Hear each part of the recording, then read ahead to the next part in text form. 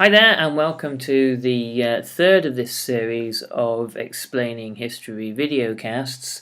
And today I'm going to move a little further on with looking at the idea of creating argument. Now, if you've looked at the last couple of videos we've done, I've said that really argument is king. Argument is the most important thing that you need to be doing as a history student, and the argument that you create is a very precious thing that you need to nurture throughout the essay. Now, I am aware that I'm kind of talking in metaphors at the moment, but all will become clear. But at this stage, maybe you want to pause this video at this one moment and write down in bold marker pen next to your computer, on a pad, on a post-it note, whatever, that whatever comes or goes in your work, the argument always comes first. Once you put the argument first, everything else falls into place. And we're going to show you how today. We're going to do a little practical exercise. So I'm just going to call up here an essay question. So we're going to start with this question here today. It says, the Nazis ruled overwhelmingly through terror. How valid is this statement? Now, you're going to get questions that are going to ask you how valid is this statement, or evaluate this statement, or discuss this statement, or what have you. And it's always going to be a very general, very broad, very sweeping statement. And the reason for this is because the examiners want you to come up with a more nuanced, a more subtle, and a more refined, and a better defined answer. If you were just to go, yeah, they did, basically, or no, that doesn't seem right to me, you're missing an enormous trick. So your quest here really is a number of things. Firstly, you have to respond to this, as I said in the previous video, with an argument. But we've got to do something else before we start. Okay, so the Nazis ruled from January 1933 through to May 1945. And so that's a 12-year period. And as we know, as anybody knows, that things change over time. This idea of terror that we're talking about here implies, this statement implies that people were terrified from January 1933 onwards, and terrified all the way for that 12-year period. It also kind of implies that everybody was. Now, we know through subsequent historical research that this isn't quite the case, that the majority of German people throughout much of the period, really only up till about 1943 onwards, the majority of those people were not particularly terrorised by the Nazi state. Maybe they were peripherally aware that one could get into all sorts of trouble for saying all manner of seemingly unpatriotic things. But the actual number of Gestapo men and other agents of state terror that existed was very small in comparison to the size of the population. Therefore, statistically speaking, for the majority of the population, it's unlikely that most people would have had direct dealings with the Gestapo. So the problem that we've got here is that this statement is too general. So I'm just going to show you one approach, and this is one of many approaches to start to break down the essay. Okay, I'm going to go quiet for a moment and do some typing, so bear with me. So we're going to start it something kind of like this. I'm just going to twiddle with the font slightly. So the Nazis ruled overwhelmingly through terror. How valid is this statement? So before we start, we can say something like, in answering question,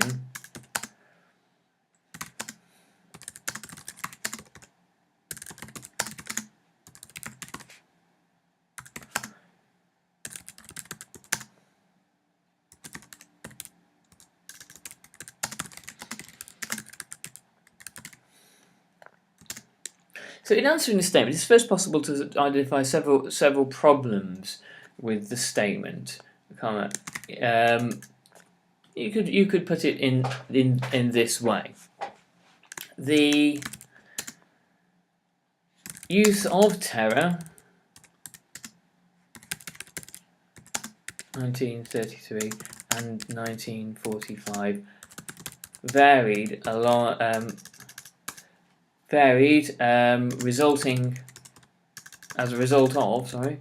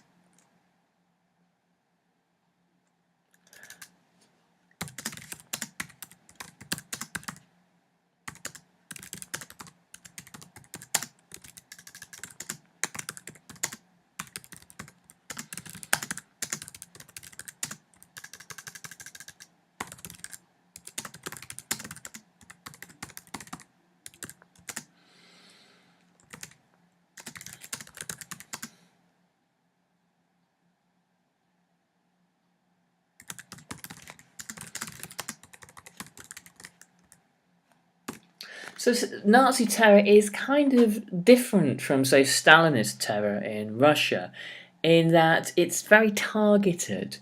The majority of the population, the kind of the good Aryan Germans that the Nazis thought that they were cultivating, were obviously not going to be direct victims of of terror, and the only time that they do become that, and that the terror becomes indiscriminate, is really when the Nazis are losing the war and need to terrorise the majority of the population between 1943, perhaps even later, perhaps even 44 and 45, into fighting on no matter the cost, even when it's clear that the war is lost.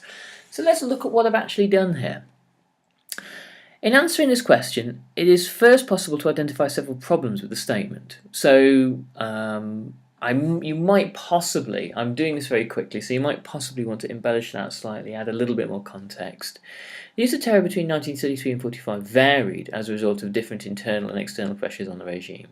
And groups who were victims of Nazi terror were a diverse range of minorities, not the vast majority of the population.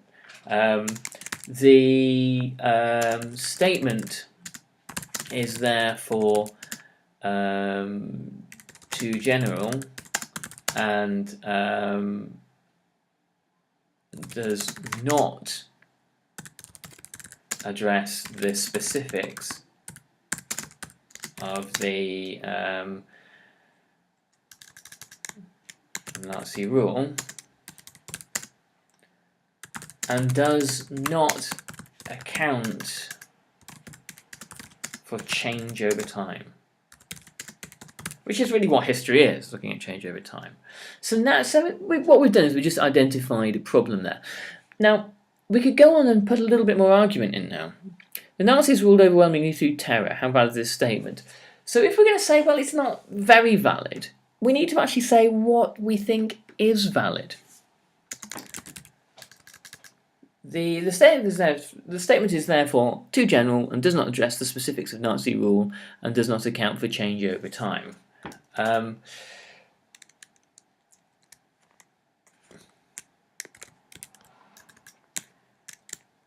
The regime, using a variety of techniques,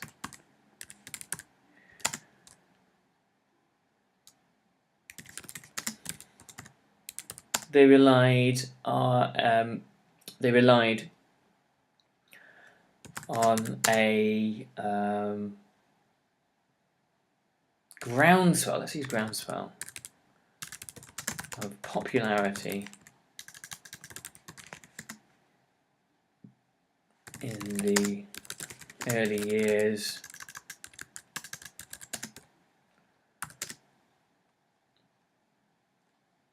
of Nazism, and attempted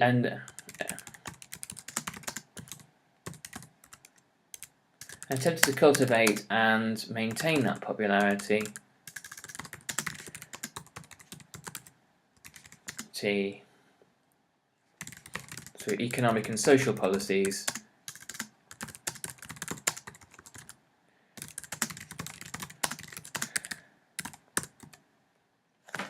Okay, so what I'm saying here, if we look at this bit that I'm going to highlight now, the regime ruled using a variety of techniques. They relied on a groundswell of popularity in the early years of Nazism and attempted to cultivate and maintain that popularity through economic and social policies throughout the 1930s. So instead, I'm saying instead of them using the coercion of the stick, for the most part, there's an awful lot of goodwill towards the regime. There is an awful lot of public support. From about 1935 onwards, you find that really when a lot of the economic promises of the Nazis appear to be increasingly hollow, when the ability that the Nazis have to actually raise standards of living in real terms doesn't seem to particularly come off, that's when you get sort of all manner of discontent and grumbling about the regime. Nothing you would even really remotely call opposition. And there is, whilst there is, a widespread popular anti-Semitism throughout this period, anti-Semitism as an actual main plank of the Nazis' manifesto is far less important than really the bread and butter issues that the German people are concerned about, putting food on the table and money in pockets. And it's when those kinds of things in the mid-1930s appear to be fairly unsuccessful, is irrespective of what the propaganda films of the men building the autobahns and that kind of thing show, the actual net result in terms of stagnating wages, increasing prices, means that the majority of Germans continue to be as poor as they were throughout the Great Depression, and that's really when there is quite a degree of discontent towards the Nazis. So the regime ruled using a variety of techniques. They relied on the groundswell of popularity in the early 1930s and attempted to cultivate and maintain that popularity through economic and social policies throughout the 1930s. There was a selective terror against the communists,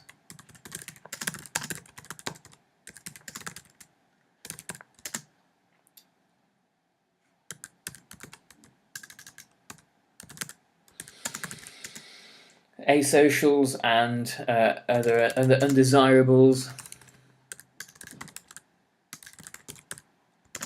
and from 1938 really, there is discrimination and persecution against the Jews. Whether this translates into terror, it really translates into terror during Kristallnacht from about 1938 onwards. So we'll say that, and we're going to make that distinction later on if you continue with the rest of these videos as I help to write this essay.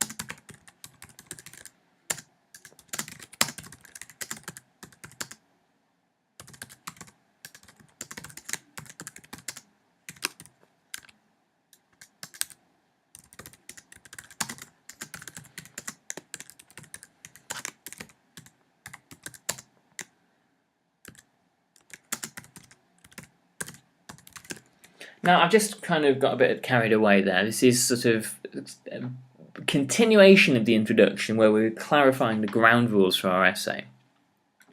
And we're going to make this, because this is going to be a top quality essay, this is going to be a real knock it out of the park, A-grade job. What we're not going to do is drift into any kind of sort of slightly muddled and slightly lazy ways of thinking. We're going to lay down clear boundaries for ourselves before we go any further.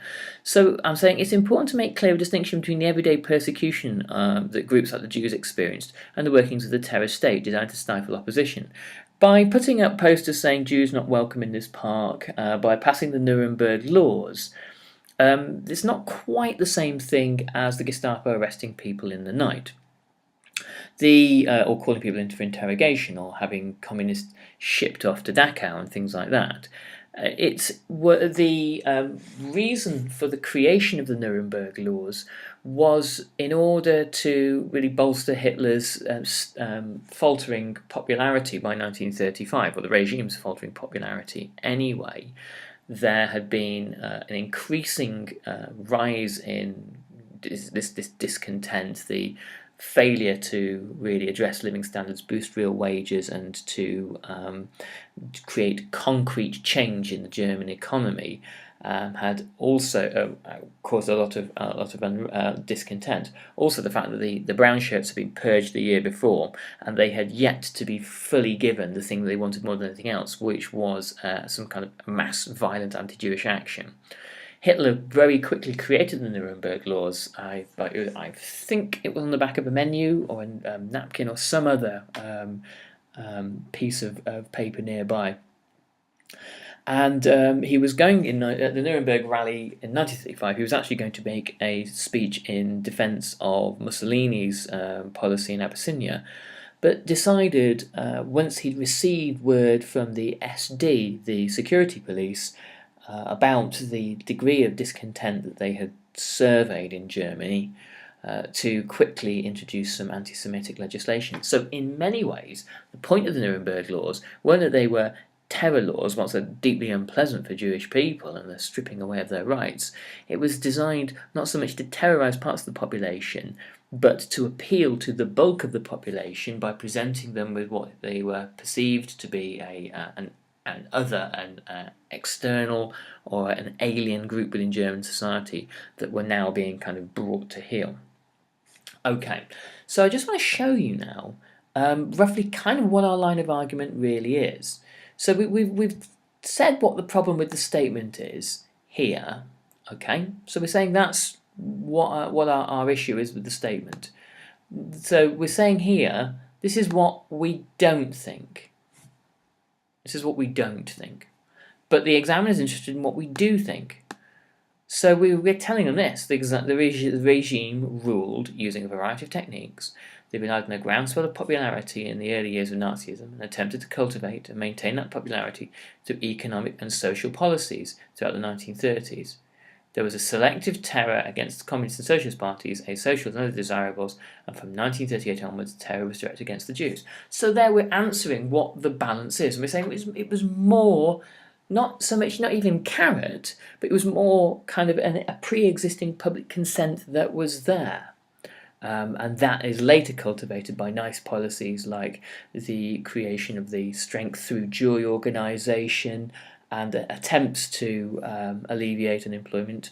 And unemployment is indeed alleviated, but that in itself doesn't deal with the fundamental question of low living standards and poverty. Now, I'm going to come back to this essay throughout the week and build it bit by bit. So hopefully by the end of, hopefully not too many videos, but by the end of this, you'll see how an essay kind of grows and how we take a line of argument and make it into something that is supportable and sustainable throughout the entire essay. So when we come back to this, I'm going to show you about how to create argument within paragraphs as we carry on. Anyway, I hope that's useful, and if you've got any other queries, go to www.explaininghistory.com.